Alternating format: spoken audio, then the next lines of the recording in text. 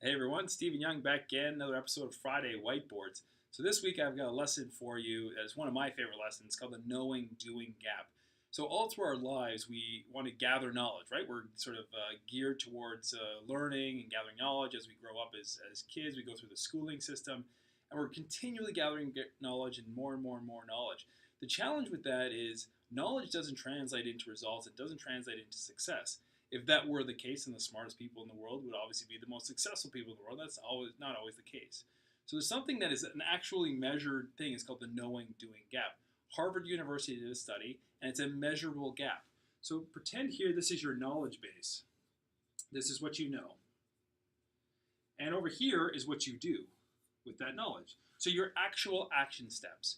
There's an actual measurable gap called the knowing doing gap that translates into how much success you do. And let me give you a great example. Most wealthy people, most successful people on this planet, they have a knowledge base, but everything that they do, they translate into an action step. So their actual gap is very small in terms of the knowing doing gap. So give an example of investing. So let's say you learn a new investing technique and you put that into practice today, you're going to get that result.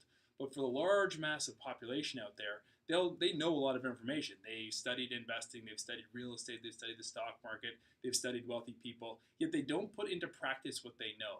And that's the big problem right here. This gap is so large, and you're still wondering why you're not getting the results you want.